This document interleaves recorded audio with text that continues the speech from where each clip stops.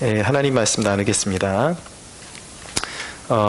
요한계시록을 지금 나누고 있습니다. 굉장히 어려운 부분이고, 또 요한계시록 하면 사람들이 제일 먼저 생각하는 영역이 무엇인가, 항상 이제 이 종말론이기 때문에 짐승의 표 666 이런데 가장 포커스가 많이 이렇게 이제 가게 되어 있죠. 집중하게 되어 있는데, 제가 말씀드렸듯이 이것은 막 베리칩에 집중하고 그런 내용이 아니다라고 제가 서두부터 말씀드렸습니다. 그러면 질문하시는 분들이, 그러면 이 요한계시록의 내용 중에 짐승의 표는 그럼 하나도 중요하지 않다는 거냐, 저한테 이렇게 의문을 가지고 계신 분들이 있을 수도 있을 것 같습니다. 그러나 666이 짐승의 표가 아니라는 말이 아니에요. 그것이 아니라 그것의 성격을, 영적인 성격을 잘 알아서 올바로 파악하고 어떤 것이 진짜 짐승의 표고 666인지 알고 대처하는 법을 배워야지, 그냥 시대의 조류에 따라서 이렇게 세상에 있는 음모론을 따라서 그냥 단순하게 베리칩이 666이다 이렇게 결론을 내려서는 안 된다라는 것이죠. 그래서 이제 계시록 13장에 가면 제가 그걸 또 상세하게 풀어서 이제 드릴 것입니다. 그래서 사회에 이렇게 흘러가는 현상과 그리고 짐승의 표와의 관계와 뭐가 진짜 영적인 666이냐 다 풀어드릴 거니까 조바심 내지 마시고 그냥 따라오시면 되겠습니다. 첫째로 우리는 이 대목을 통해서, 오늘 본문을 통해서 요한의 정체성에 대해서 우리가 메시지를 받게 됩니다. 여러분, 여기 말씀해 보면은, 나 요한은 9절입니다. 너희 형제여 예수의 환난과 나라와 참음에 동참하는 자다. 동참하는 자라는 이 말씀이 중요하거든요. 그러니까 우리가 하나님께 속한 자라는 것이 어디에 참여하느냐에 따라서 이제 결정된다라는 것을 알게 되는 것입니다. 그러니까 피부 색깔이 같고, 그리고 언어가 같고, 문화가 공유되고, 한 법체계 아래에 있으면 그것을 무엇이라고 합니까? 한 민족이라고 하는 것이죠. 비록 미국 같은 나라는 이제 연방국가고 그 피부색도 다르고 세계의 수많은 사람들이 한 번에 모이긴 하지만 굉장히 까다로운 절차를 통해서 미국의 연방의 법을 따르기로 이제 결단한 그런 사람들, 그것도 그냥 무조건 주는 것이 아니라 아주 선별되고 나라가 제시하는 그런 사항들에 대해서 조건이 갖춰질 때 시민권을 주죠. 그래서 그 연방의 법에 참여하는 사람들을 이제 미국 시민이라고 말하는 것입니다. 그러니까 우리가 성도라는 말이요, 무엇이냐면 단순히 교회 안에 있다 그래서 참된 성도라고 말할 수가 없는 것입니다.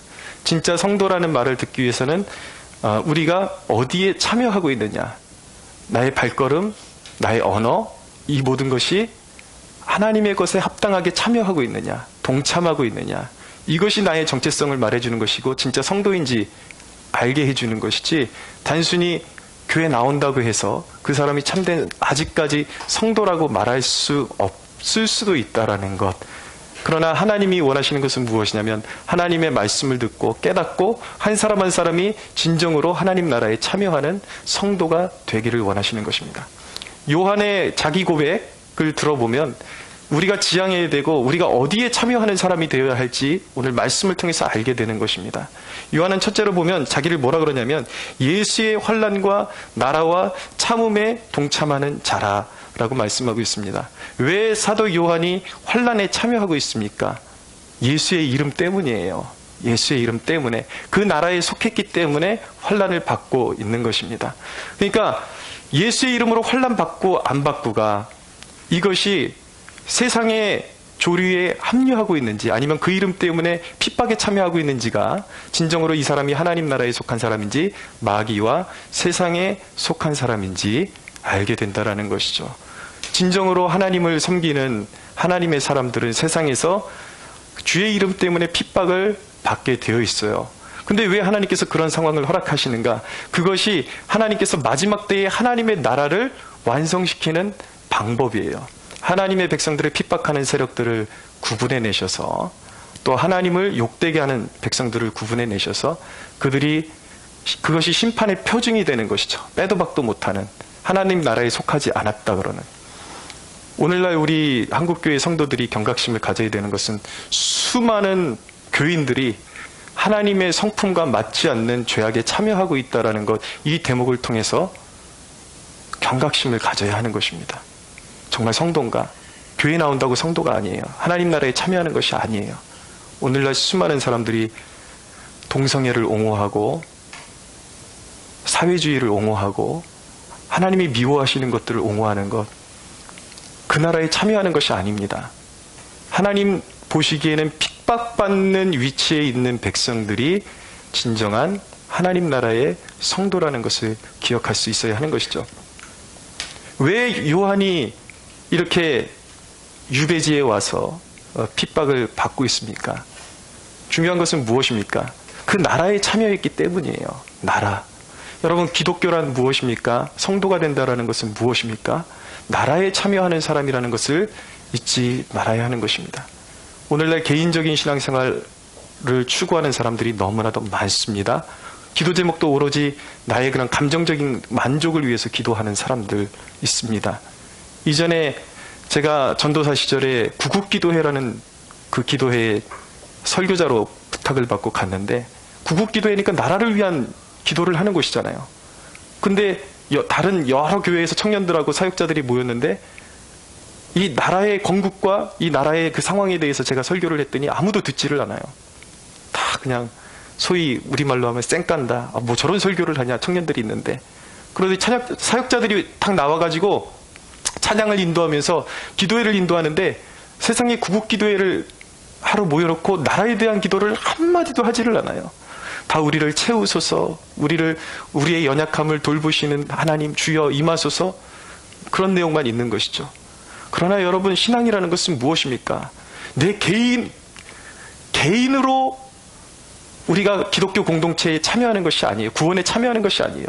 하나님의 부르심은 공동체라는 것이죠. 나라라는 것입니다. 나라에 참여하는 자들이 기독교인이요 성도라는 것입니다. 여러분, 우리나라는 1948년 5월 31일에 개헌국회 개회식이라는 것을 가졌습니다. 그것은 무엇이냐면 우리나라의 최초로 헌법을 제정한 이제 국회의원들이 이제 의회를 조성한 날이었어요. 이승만이 의장이었죠. 대통령, 초대 대통령. 모두가 기립해서 대한민국의 독립을 주신 하나님 앞에 영광과 찬양과 그리고 기도로 시작했습니다. 그 수많은 국회의원들이, 국민들의 최초로 선거로 뽑힌 국회의원들이 아무도 제동을 걸 수 없었던 이유는 무엇이냐면, 이 대한민국을 건국하는 가장 중심에 누가 있었는가? 믿음의 선각자들이 있었기 때문에, 다 그리스도인들이었기 때문에 아무도 제동을 걸 수가 없었던 거예요.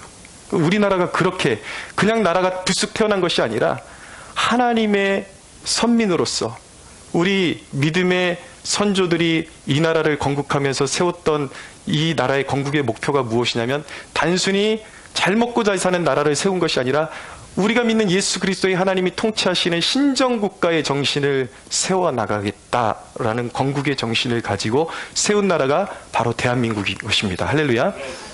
근데 여러분, 오늘날 이 건국의 그 정신을 전부 다 뒤집어 버리고 사회주의의 이념이 지금 밀어닥치고 있음에도 불구하고 오늘날 그리스도인들이 오로지 교회에 나와가지고 이 나라에 참여하지 않고 나라를 위해서 기도할 생각은 하지 않고 오직 개인의 안위와 개인의 기도 제목에만 함몰되어 있는 것은 결코 하나님이 기뻐하시는 일이라고 말씀드릴 수가 있는 것입니다.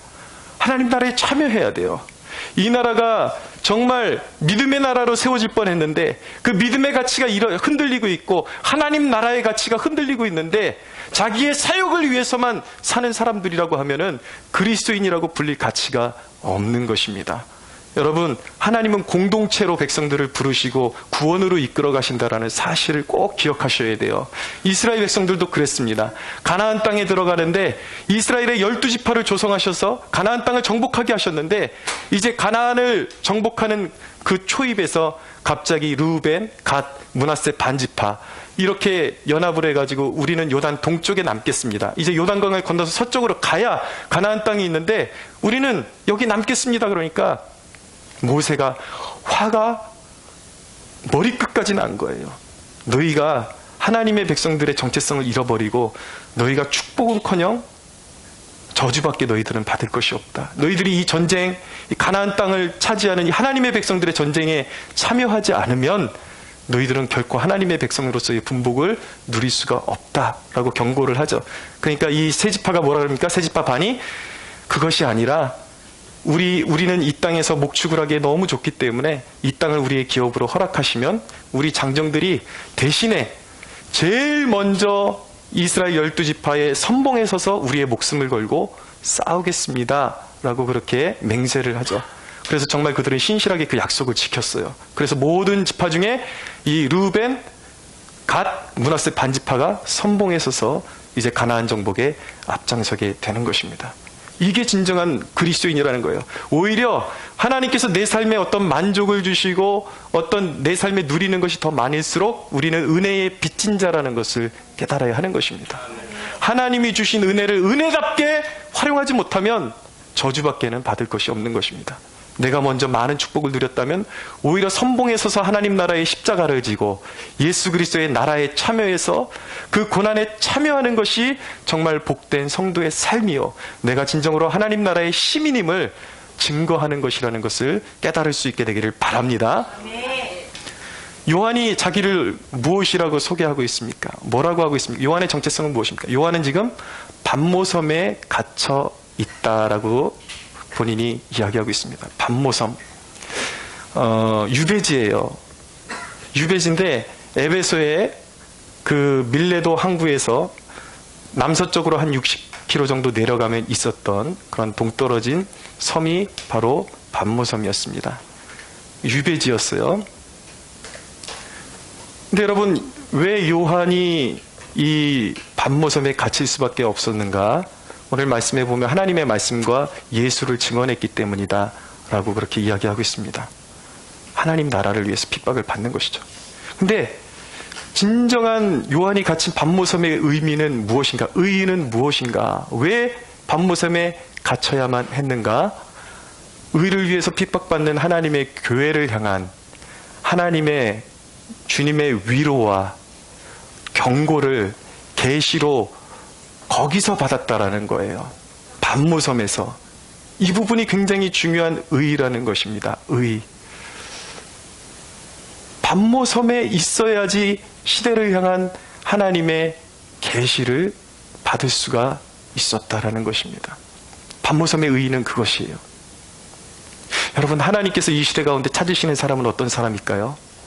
자기 힘으로 노력하고 자기의 능력이 출중하고 자기 힘으로 자기 앞가림만 할 줄 알고 바쁘게 시대를 살아가는 그런 사람을 하나님이 원하시는 것이 아니라 영적인 반모섬에서 하나님의 음성을 들을 수 있는 사람을 찾으시는 것입니다. 어두운 시대에 시대를 깨우는 사람들은 누구입니까? 여러분, 말라기 선지자 이후에 마태복음이 신약 예수님께서 오시기까지 400년의 신구약 중간기라는 것이 있었습니다. 계시가 없었어요. 근데 그 계시가 순간적으로 다시 회복된 되게 만든 장본인이 누군가? 바로 세례 요한이라는 사람이었습니다.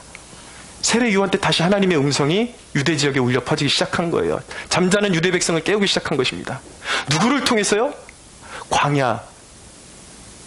여러분, 세례 요한이 어디서 살았습니까? 광야 빈들에서 살았던 거예요. 왜요? 하나님의 음성에 집중하기 위해서.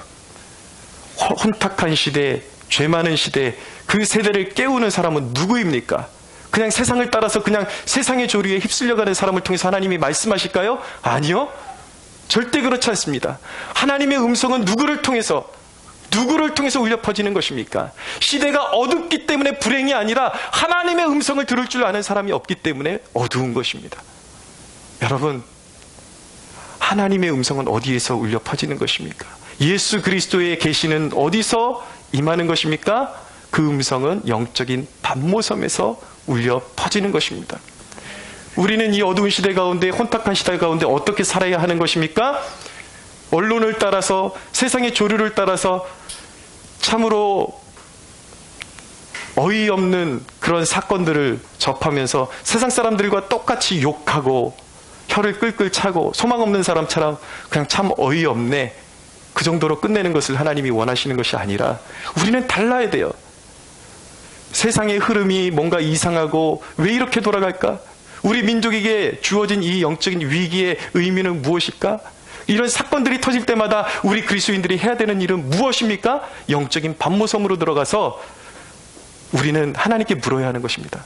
하나님, 지금 세상에 이렇게 돌아가고 있는 영적인 의미는 무엇입니까?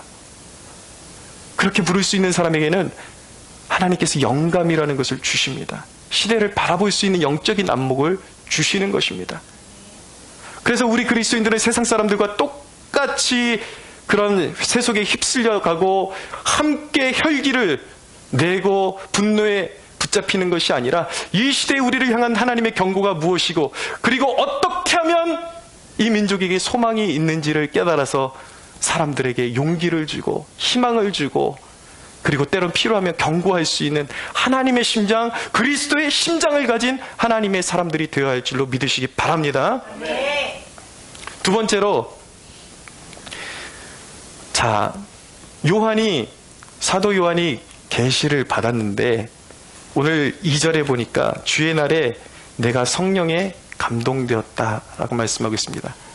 요한이 계시를 받은 날이 언제입니까? 주의 날이다 라고 그렇게 고백하고 있는 것입니다. 마지막 세대에 세워진 우리 교회들이 건재하기 위한 유일한 길은 무엇일까요? 무엇인지 아십니까? 믿음의 기초를 단단히 하는 것입니다. 원수들이 하는 일이 무엇인지 아십니까? 마귀들이 하는 짓이 이 신앙의 기초를 흔드는 거예요. 보십시오. 제가 잘 설명드릴게요. 자, 우리나라의 유사 기독교 매체 언론 중에 뉴스 앤 조이라는 그런 언론이 있습니다. 그리고 많은 진보 기독교 단체들이 이 뉴스 앤 조이와 얽혀 있습니다. 근데 그들이 하는 짓이 무엇이냐면, 처음에는 아주 그런 견고한 교리를 건드는, 기독교의 교리를 건드는 것이 아니라 뭔가 의견이 분분할 수 있는 주제를 하나를 딱 정해요. 처음에는 뭘로 그들이 도전을 하냐면, 이제 음주 문제, 그리스도인들이 술을 마시지 말라고 교회에서 말하는 것은 사실은 그것이 성경적인 것이 아니라 선교사들의 그냥 문화의 잔재다 라 그러면서 주제를 꺼내죠. 그러면 많은 사람들이, 거기에 동조하는 사람들이 있습니다. 맞아. 그럼 사람들이 그쪽으로 휩쓸려가요. 그러면 이제 이 매체들이 하는 일이 무엇이냐면 간을 보는 거예요. 아, 사람들이 이쪽으로 많이 빨려 들어오는구나.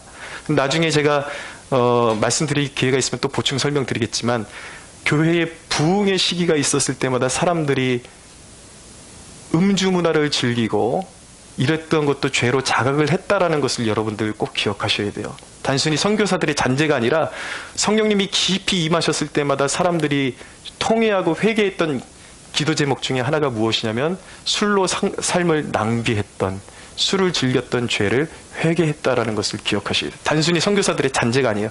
그런데 성경을 언뜻 보면은 포도주는 마음의 즐거움을 주는 것이다. 그래서 이제 그런 구절들을 발췌를 해가지고 마치 음주 문화가 가능한 것처럼 그렇게 터놓습니다. 그럼 시대가 많이 변했잖아요. 많은 그리스도인들이 맞아, 이 매체가 이야기하는 것이 더 깨어있는 것 같아, 그렇게 가는 거예요. 근데 저는 그 주제를 꺼낼 때부터 그 흐름을 이미 읽고 있었어요. 아, 다음에는 이 주제를 꺼내고 다음에는 이 주제가 분명히 나올 것이다. 예상이 딱 들어맞는 거예요. 그 다음에 그들이 끄집어내는 것이 무엇이냐면 11조예요. 11조.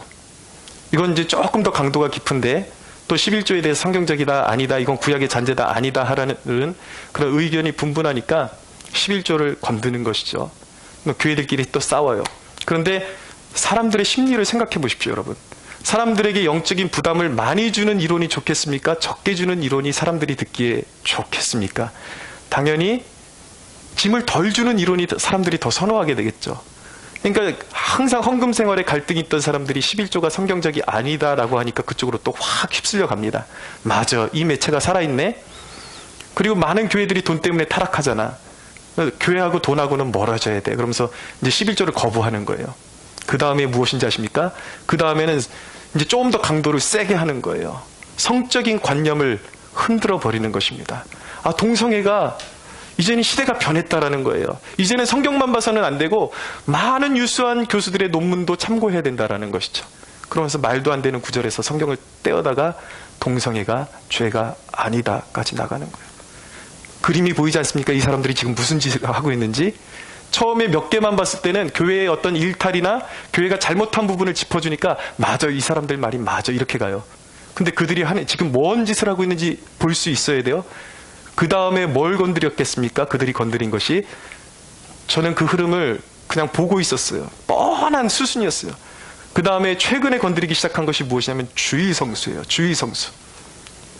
주의는 지켜도 되고 절대적이지 않다라고 그렇게 이야기를 하는 것이죠. 그림이 보이십니까? 여러분, 어떻게 보면 하나하나 보면은 그들의 말이 맞는 것 같은데 술에 취해 사는 그리스도인들, 11조 내지 않는 그리스도인들, 성에 방탕한 그리스도인들, 주의 성수하지 않는 그리스도인들. 여러분, 이 그림이 무엇입니까? 지금 교회 해체잖아요. 이게 교회 해체. 교회를 해체하고 있는 거라니까요. 우리 그리스도인들이 이것에 대해서, 이 영적인 진실에 대해서, 진리에 대해서 눈 뜰 수가 있어야 돼요. 마귀가 무슨 짓을 하고 있는가? 그러나 우리는 타협하지 말아야 하는 것입니다. 신앙의 기초를 든든히 지켜야 하는 것입니다. 할렐루야. 네. 여러분, 주일은 무엇입니까? 주의 날이 무엇입니까? 사람이 정한 거 아니에요. 주의 날이 무엇입니까? 원래 구약의 예배일은 안식일이었습니다. 한 주의 마지막 7일째. 토요일이 원래 예배하는 날이었습니다. 그날은 무엇을 기념하는 날이었냐면 하나님의 창조, 처음에는 창조에서 조금씩 이제 개념이 이제 확대되기 시작합니다. 그 다음엔 출애굽을 기억하는, 그 다음에는 바벨론의 포로 생활을 이제 지내고 다시 돌아와서 하나님이 새롭게 하신 그날을 기념하는 날이 안식일이었죠. 그러다가 예수 그리스도께서 이 땅에 오셨어요. 예수님께서 언제 부활하셨습니까? 안식 후 첫날 예수님께서 죽음의 권세를 이기시고 부활하셨습니다. 여러분, 안식 후 첫날 일어난 이 부활의 사건이 의미하는 것은 무엇이냐면 주님께서 율법의 저주에서 죄인들을 속량하셨다라는 것입니다. 그리고 사망 권세를 이기셨다라는 것입니다. 할렐루야. 주님이 사망의 권세를 이기셨어요. 그래서 그날이 죄인들에게 소망의 날이요, 죄인들이 생명의 소망을 얻게 된 영광스러운 날을 기념하는 날이 바로 주의 날인 것입니다. 예수 그리스도의 승리를 기념하는 날. 그래서 자연스럽게 기독교 공동체는 초대교회 때 처음에는 안식일을 지키다가 안식일과 주일을 병행하면서 지켰어요. 초대교회는. 그런데 이제 이 부활의 의미를 정확히 살리면서 이제는 점차적으로 해서 완전히 주일이 거룩한 성일이요, 기독교의 예배하는 날, 성일로 자리 잡게 된 것입니다. 할렐루야. 네.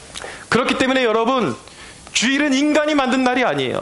주일은 주님께서 제정하신, 하나님이 제정하신 하나님의 백성들을 부르시고 예배를 받으시는 거룩한 날인 것입니다. 그날에 모여서 무엇을 하는 것입니까? 부활의 주님을 높여드리고, 그리고 그 주님의 십자가의 은혜 안에서 우리에게 주어진, 앞으로 우리에게 오는 새하늘과 새 땅을 영적으로 바라보며 기뻐하며 주님의 통치가 이 교회 가운데 임했음을, 하나님의 백성들 가운데 임했음을 기뻐하며 그분의 통치를 인정하며 경배하는 날이 주일임을 믿으시기 바랍니다. 주일은 타협할 수가 없는 거예요. 인간을 위한 날이 아니에요. 우리를 위해서 십자가를 지시고 부활하신 주님을 위한 날인 것입니다. 특별히 주일은 무엇을 하는 날인가? 하나님의 말씀을 듣는 날인 것입니다. 우리가 먼저 첫째로 하나님의 말씀을 접할 때에 개인적인 묵상을 통해서 묵상을 통해서 접할 수가 있어요. 근데 이것은 어떤 것과 같은 것이냐면 우리의 삶 가운데 일상에 필요한 섬세한 삶의 양식을 공급받는 것입니다. 그래서 행동 지침을 하루의 묵상을 통해서 받게 되는 것이죠. 그러나 주일 강단은 다릅니다. 이것은 굳이 말하자면 국가적인 선포예요. 하나님의 백성들을 향하신 국가적인 선포인 것입니다. 세계 2차 세계대전 때에 처칠이라는 이 영국의 수상이 있었는데, 이 히틀러와 이렇게 대립하면서 이제 험난한 전쟁을 앞두고 이 독일에게 항복해야 하는가 아니면 맞서 싸워야 하는가, 국민들이 두려워 불안에 떨고 있을 때에 처칠이 했던 일이 무엇이냐면 주기적으로 대국민 방송을 했던 거예요. 무엇인가? 우리 영국은 패배하지 않을 것입니다. 우리 영국은 나치와 끝까지 대항해서 싸울 것입니다. 국민들이여 함께 힘을 합쳐주십시오 라고 그렇게 대국민 방송을 통해서 그 국민들이 느끼는 것은 무엇입니까? 아직 영국은 살아있다 라는 것이죠. 우리는 싸울 준비가 되어 있다. 주일강단이 바로 그런 것입니다. 하나님의 백성들을 향한 하나님의 나라, 국가적인 하나님의 나라의 방향성과 그리고 하나님의 백성들을 향한 위로, 너희들은 안전하다, 내가 지켜줄 것이다, 할렐루야. 그리고 잠들어 있는 백성들에게 하나님의 백성들로서의 헌신을 다시 불릴듯 일으킬 것을 촉구하는 것이 주일 메시지의 방향인 것입니다. 다른 거예요. 여기에 국가적인 선포에 함께하지 않고 국가적인 선포의 방향성에 함께 참여하지 않는 사람들은 국민이라고 말할 수가 없는 거예요.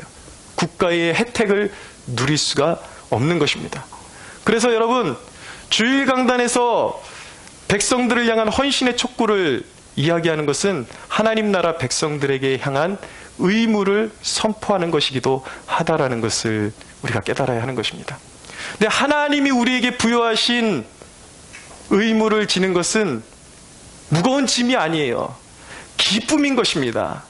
그것은 특권인 것입니다. 할렐루야. 네. 여러분, 주일은 단순히 구약이 완전히 폐기됐다라는 그런 개념이 아니라 구약의 안식일 개념이 완성된 거예요. 완전한 형태로. 그러므로 안식일의 정신이 그대로 이곳에 들어있게 되는 것입니다. 그러므로 하나님께서 명령하시는 것은 무엇이냐면 주의 날을 주의 날답게 나의 백성들이 잘 지킬 때에 반드시 축복하시겠다라는 약속이 주일 성수에 담겨 있음을 깨달을 수가 있어야 하는 것입니다. 하나님의 말씀 읽어드리겠습니다. 이사야서 56장 4절 이하에 보면 이런 말씀이 있습니다. 여호와께서 이와 같이 말씀하시기를 나의 안식일을 지키며 내가 기뻐하는 일을 선택하며 나의 언약을 굳게 잡는 고자들에게는 내가 내 집에서 내 성 안에서 아들이나 딸보다 나은 기념물과 이름을 그들에게 주며 영원한 이름을 주어 끊이지 아니하게 할 것이며 또 여호와와 연합하여 그를 섬기며 여호와의 이름을 사랑하여 그의 종이 되며 안식일을 지켜 더럽히지 아니하며 나의 언약을 굳게 지키는 이방인마다 내가 곧 그들을 나의 성산으로 인도하여 기도하는 내 집에서 그들을 기쁘게 할 것이며 그들의 번제와 희생을 나의 제단에서 기꺼이 받게 되리니 이는 내 집은 만민이 기도하는 집이라 일컬음을 받게 될 것임이니라 라고 말씀하고 있어요. 여러분, 여기서 말하는 고자는 무엇이냐면 영적인 고자를 말하는 것입니다. 하나님 없이는 살 수 없는 사람들, 연약한 사람들, 열매 맺을 수 없는 사람들, 그런 사람들이 안식일을 거룩히 구별하여 지키면 하나님이 반드시 복주고 복줄 것이다. 할렐루야. 하나님 나라의 보호가 임한다라는 것입니다. 지켜주신다라는 거예요. 그러므로 여러분, 우리는 이제 주일 성수에 대한 남다른 그런 생각을 가지고 주일을 섬겨야 하는 것입니다. 우리 성도들이 주일을 이제 잘 준비해서 주일 성수를 할 수가 있어야 되는 것입니다. 마음가짐이 중요해요. 준비된 예배, 몸가짐이 중요합니다. 여러분, 주일 예배 나올 때도요, 이제는 옷차림도 하나님 앞에 신경 쓰셔야 됩니다. 외적으로 사람들에게 보이려고 너무 화려하게 할 이유는 없지만 우리가 가장 존귀하신 분을 예배하러 나오는 이날에 가장 선별되고 가장 하나님 앞에 드릴 수 있는 좋은 매음새로 나오셔야 돼요. 그리고 헌금도 그냥 와서 여기서 조달해가지고 내 마음에 그냥 이렇게 마음에 순간 떠오르는 그런 액수를 그냥 넣는 것이 아니라 준비된 헌금을 하나님 앞에 드릴 수가 있어야 하는 것입니다. 몸과 마음이 하나님 앞에 정성껏 드려져야 돼요. 여러분, 원래 이 예배라는 것은요, 목회자만이 예배를 섬기는 것이 아니에요. 모든 성도들이 예배를 섬겨야 하는 것입니다. 우리를 영적인 레위인이라고 말씀하고 있습니다. 그동안은 교회가 너무 작고 그리고 개척교회이기 때문에 그렇게 큰 일은 없었기 때문에 수년 동안 저 혼자 이제 주일날 와서 여기서 쓸고 닦고 설교 준비하고 찬양 준비하고 혼자 1인 다역을 다 했어요. 그러나 여러분, 이것은 결코 건강한 주의성수의 모습이 아닌 것입니다. 아무리 작아도 성도들이 함께 참여하고 영적인 레위인들이에요. 함께 제사장이 할 역할이 따로 있고 레위인들이 함께 섬겨줘야 될 영역이 있는 것입니다. 그래서 원래는 성도들이 의식을 가지고 일찍 나와서 좀 같이 청소하고 이 의자도 맞춰주고, 우리 교회 같은 경우는 특별히 열악하게 밖이 굉장히 더럽거든요. 왜냐하면 계속 수없이 우리 젊은 친구들이 거기서 담배를 피우고 꽁초를 계속 버려댑니다. 그런 것들을 볼 때에 우리가 진정으로 하나님 앞에 깨어있는 성도들이라면 마음 아픈 것이 있어야 돼요. 그래서 어떻게 할까 제가 고민하다가 아무리 작은 교회지만 우리 성도들을 좀 둘씩 묶어가지고 이제 교회를 좀 섬기는 법을 가르쳐야 되겠다라는 그런 생각을 하게 됐습니다.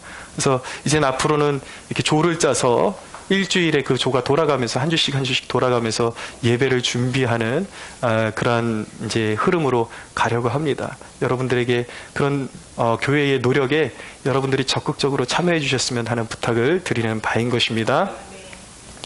여러분, 주일은 온전히 주님을 위한 날이에요. 여러분, 주일은 할 수 있는 한 여러분들의 수입을 위해서 일하지 마십시오. 그리고 어떤 지출을 하더라도 뭐 가족들끼리 여러분들이 좋은 그런 만남을 위해서 뭐 식사하시고 이런 정도는 괜찮겠지만 사치를 위해서 결코 물질을 사용하지 마십시오. 하나님 앞에 온전한 주의 성수가 될 수 있도록. 사람 만나는 것도, 여러분, 왜 오늘날 그리스도인들이 이렇게 세속화되어 버렸습니까? 왜죠? 왜냐하면 예배를 행사로 알아요. 그렇기 때문에 영적인 정결함이 없어요. 예배만 마치고 나면 그냥 도망가서 누구 만나야 될까?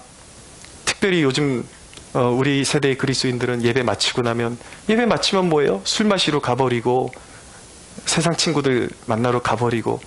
여러분, 그 사실 아십니까? 주일은 부활의 날을 기념하는 날이고 부활의 주님이 내 안에 역사하시는 날이에요. 재창조가 일어나는 날이에요. 우리가 세상을 이기려면 내 영이 정결해져야 하는 것입니다. 세상의 더러운 것들을 감지할 수 있는 영적인 순결함이 주어지는 날이 주일이에요. 근데 왜 사람들이 이렇게 세속적이 돼가는 것입니까? 순결할 시간이 없어요. 마음을 정화시킬 시간이 없어요. 주일 예배를 하나의 행사로 끝내버리고 세상에 가서 세상 사람들과 똑같이 살아가는데 어떻게 영적으로 정결한 주의 신부가 될 수가 있는 것입니까? 여러분, 주일은 무엇입니까? 한 주의 첫날이에요. 첫날. 마지막 날이 아니라 부활의 주님의 능력으로 말미암아 내 영이 새 창조를 힘입어서 다시 새롭게 되어서 일주일을 주님의 말씀으로 달려가는 날이 주일임을 믿으시기 바랍니다. 이 세대의 문제는 뭐예요? 주의 성수를 자기 멋대로 생각한다라는 거예요. 하나님께 드릴 시간을 먼저 생각하지를 않고 약속을 먼저 생각을 합니다. 그래서 주일에 약속이 먼저 나의 중심에 있고 예배는 그냥 아무 데서나 드리면 그만인 거예요. 그러니까 어디 여행을 가고 싶다, 아니면 어디 친구를 만나고 싶다 그러면 가장 빠른 예배 시간이 있는 교회가 어디일까? 영적인 불황자 같은 그런 신앙생활을 하는 것입니다. 근데 그것은 하나님께서 기뻐하시는 신앙의 태도가 아니에요. 온 집중이 나에게 허락하신 교회 안에서 온전한 주의 성수를, 내게 허락된 주의 성수를 할 수 있어야 그것이 진정한 주의 성수임을 깨달으시기를 바랍니다. 여러분, 우리가 나라를 섬기잖아요. 나라를 섬기면 나라가 해야 되는 일은 무엇입니까? 백성들을 보호해야 될 책임이 있는 거예요. 하나님이 그렇게 해주신다라는 것입니다. 하나님을 온전히 섬기는 백성들에게 어떤 축복이 보장되어 있는가, 약속이 되어 있는가. 신명기에 있는 말씀 제가 찾아서 읽어드리겠습니다.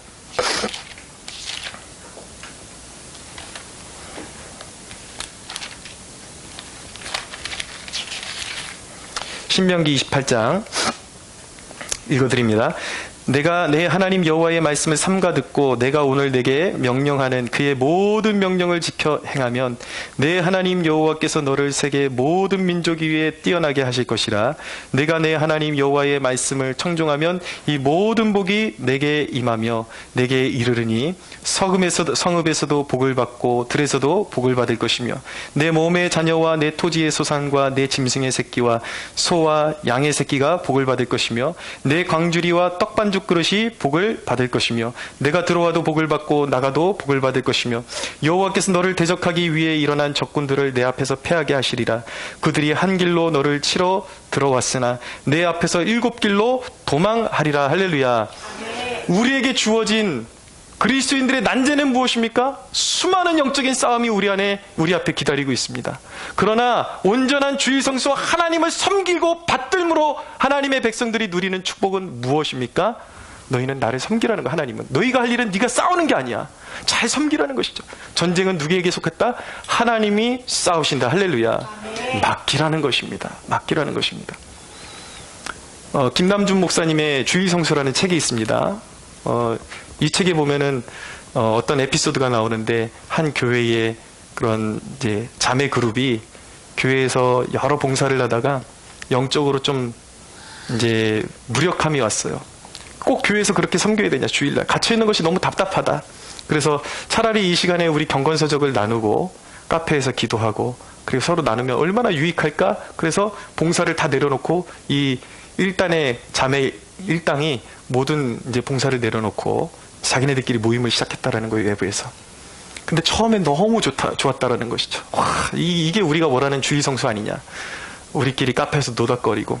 근데 그것이 2주가 가고 시간이 계속 흘러가니까 무료해지기 시작하는데 결국은 영적이고 거룩한 만남이 아니라 이제는 형식적으로 변해버리고 시간이 소진돼 버리니까 이 그냥 소모적인 이야기들로 그냥 넋두리를 풀다가 그냥 시간이 사라져 버리고 그리고 나서 그들이 깨달은 것은 무엇이냐면 이건 아닌 것 같다. 뭔가 잘못됐다. 그리고 교회에서 다시 봉사를 하려고 그러는데 무엇이냐면 한번 벗어나니까 그나마도 쓰임받지 못하게 되더라는 거예요. 영적으로 소외된다라는 것입니다. 저는 겪어봤어요, 여러분. 여러분들이 귀하게 여기셔야 되는 것은 무엇이냐면 교회에서 여러분들에게 작은 일이라도 맡겨주는 게 하나님 나라의 영광스러운 참여라는 것을 기억하십시오. 제가 그것을 제 멋대로 팽개쳐버리고 나중에 쓰임받고 싶다라고 제가 공동체에 들어왔을 때에 제가 깊이 깨달은 게 있어요. 내가 쓰임받고 싶다 그래서 마음대로 쓰임받을 수 있는 것이 아니구나. 내가 작게 쓰임받을 수 있었던 것조차도 하나님이 나를 부르시고 아끼고 사랑하셨기 때문에 나에게 주신 직분이었구나라는 것을 뒤늦게 깨닫게 된 것이죠. 사랑하는 여러분, 영적인 방황 끝내시고 주님을 온전히 섬기실 수 있는 여러분들 되기를 바랍니다. 주일은 거룩한 날이에요. 주일은 하늘과 땅이 연결되는 날이에요. 하나님의 영광을 보는 날이에요. 여러분들의 영혼이 회복되는 거룩한 주일 되기를 바랍니다. 한 가지만 더 보고 마치겠습니다. 여러분 10절을 보십시오. 내 뒤에서 나는 나팔소리 같은 큰 음성을 들었다라고 말씀하고 있습니다. 요한이 주의 날에 성령에 감동되어서 주님의 음성을 들었는데 그 음성이 어떻게 들려요? 나팔소리처럼 들렸다라고 말하고 있는 것입니다. 이것은 은유법이에요. 은유법. 그냥 비슷한 사람들이 알아들을 수 있는 그 다른 용어로 대체해서 사람들이 더 마음에 와닿게끔 하는 그 방법을 은유법이라 그러는데, 자, 여러분 여기서 중요한 것은 무엇이냐면 계시록이 많은 은유와 상징으로 되어 있다는 것을 깨달으셔야 돼요. 많은 사람들이 계시록을 해석하는 사람들이 계시록을 문자적으로 읽어야 된다라는 사람들, 제 말이 틀린가 보십시오. 문자적으로 읽어야 된다라는 사람들의 그 책이나 설교의 끝에 가면 반드시 무엇을 강조하는가? 베리칩, 짐승의 표를 강조하기 위해서, 그걸 문자적으로 이해하라고 사람들을 만들기 위해서 프레임을 짜는 거예요. 그러나 여러분, 요한계시록은 그렇게 되어 있지 않습니다. 어떤 부분은 문자적으로 되어 있지만 상당히 많은 부분에 있어서 상징적으로 되어 있다는 사실을 깨달으셔야 돼요. 왜 주님의 음성을 나팔소리로 비유했을까요? 성경의 나팔은 무엇을 의미하는 것일까요? 하나님의 공동체에 대한 지침을 줄 때에, 방향성을 줄 때에 구약 성경에부터 하나님의 백성들에게 하나님은 나팔을 불어서 의사를 표시하셨습니다. 이야기는 무엇이냐면, 주님의 음성이 나팔 소리 같았다는 건 무엇이냐면, 마지막 세대 가운데 아주 신중한 메시지를 주님이 주실 메시지가 있다라는 거예요. 잘 들어야 된다라는 거예요. 아주 심각하다라는 것이죠. 민수기 10장에 보면 나팔에 대한 이야기들이, 나팔이 몇 번 불 때는 어떤 용도였는지 이런 이야기들이 나옵니다. 나팔 2개를 불면 회중이 그 회막 앞에, 모세 앞에 모이도록 그렇게 되어 있습니다. 나팔을 하나를 불면 이스라엘의 지도자들이 모이는 그런 약속으로 되어 있었던 거예요. 특별히 회중이 모일 때는 나팔 소리를 크게 불지는 말아라 라고 그렇게 말씀하셨습니다. 근데 이 나팔을 부는 경우가 있는데, 이스라엘 백성들이 행진할 때, 그리고 절기 때에, 절기를 알릴 때에, 또 하나는 무엇이냐면 전쟁을 알릴 때 크게 불어서 백성들이 깨어서 전쟁을 준비하고 전쟁에 참여하도록 부는 것이 바로 나팔이었다라는 것입니다. 근데 오늘 말씀해 보니까 11절에 보니까 소아시아에 있는 7교회의 나팔 같은 음성으로 주님께서 요한에게 말씀을 주셨다라는 것은 무엇이냐면, 이 마지막 시대 가운데 오늘날 소아시아 7교회를 대표로 하는, 그러나 지구상에 존재하는 모든 하나님의 교회, 주님의 교회 가운데 반드시 알릴 말씀이 있다라는 거예요. 이건 국가적인 선포라는 거예요. 하나님 나라에. 이것을 듣지 않고 외면하면 하나님 나라에서 열애될 수도 있다라는 것이죠. 그러니까 잘 들어야 되는 거예요. 여러분, 이 강단에서 해야 되는 일은 무엇인가? 이 민족의 시기와 때에 맞는 나팔을 설교자가 불어줘야 하는 것입니다. 결코 여러분들이 원하는 인간의 육신에 듣게, 귀에 듣게 달콤한 그런 설교를 하는 것이 이 강단의 목적이 아니에요. 나팔을 불어서 백성들이 이 시기 가운데 어떻게 영적으로 깨어 있어야 하는지를 가르쳐 줘야 하는 것이 이 강단인 것입니다. 그러나 오늘날 시기적으로 봤을 때 이 대한민국은 어떤 나팔을 불어야 하는 시기인가? 영적 전쟁의 시기예요. 깨어나야 하는 것입니다. 할렐루야. 아멘. 여러분, 이제 이 대목 말씀드리고 정리할 것입니다. 대한민국은 지금 심각한 영적인 전쟁에 있습니다. 여러분, 지금 우리 아이들의 교육의 문제가 지금 얼마나 빨간불이 경고의 불이 들어와 있는지 아십니까? 서울시에서 운영하는 청소년 성교육센터에 우리 믿는 학부모들이 가서 견학을 하고 따라가서 이 영상으로 찍어온 것들이 있어요. 보면요, 이게 성교육이 아니에요. 완전히 음란 교육이에요. 막 집단으로 성행위를 하게 만드는 거예요. 애들한테 그런 걸 보여주고 있다고요. 그래서 선생님이 아이한테 이 성교육을 시키는데, 성이라는 것은 그냥 마음이 원하면 어디서나 누구와도 할 수 있는 거다. 그러나 중요한 것은 안전하게 하면 되는 것이다. 그러면서 실제로 그런 성적인 기구들을 이렇게 착용해보는 그런, 지금 그 지경까지 갔단 말이에요. 지금 대한민국의 많은 그리스도인들이 진보적인 정치인들을 옹호함으로 인해서 생긴 일들이에요. 사회주의가 이 나라에, 공산주의의 먹구름이 이 나라에 쉽게 깔려 있습니다. 어떻게 할 것입니까, 여러분? 제 말 잘 들으십시오. 이 나라의 청와대는 이미 주사파들에게 넘어갔습니다. 그러나 그들이 하고자 하는 대로 하는 것을 제동을 걸 수 있는 가장 절호의 기회는 무엇이냐면 서울을 우리가 되찾는 것입니다. 할렐루야. 서울시장 자리를 찾아야 돼요. 이제 의식 있고 깨어있는 주님의 종이 나게 해달라고 우리는 기도할 수 있어야 하는 것입니다. 하나님의 방법대로. 서울 수복이 바로 이 나라의 교회의 영적의 회복의 시작점임을 여러분들 깨달을 수 있어야 하는 것입니다. 서울시장 그리고 서울시 교육감, 이 두 자리는 우리 보수적인 그리스도인들이 반드시 찾아와야 하는 영적인 진지인 것입니다. 할렐루야. 깨어나시고 여러분들 이 영적 싸움에서 우리가 깨어나고 우리 그리스도인들이 시대를 잘 읽고 이 나팔 소리에 반응해서 정말 서울시장 자리 되찾고 교육감 자리 되찾고 다시 광화문에, 지금 여러분들 광화문이 어떻게 변하고 있는지 아십니까? 홀령제 귀신을 섬기는 구판이에요. 완전히. 다시 광화문에 하나님을 예배하는 기독교적인 문화가 싹 트고 하나님을 찬양하는 문화가 싹 틀 수 있도록, 그 시작점이 어디입니까? 서울시를 수복하는 것입니다. 할렐루야. 이 일을 하나님께서 우리에게 허락하시기를 간절히 소원합니다.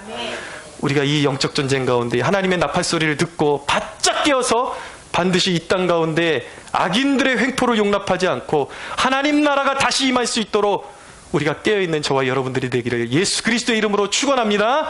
우리 하나님께 영광의 박수 올려드리겠습니다.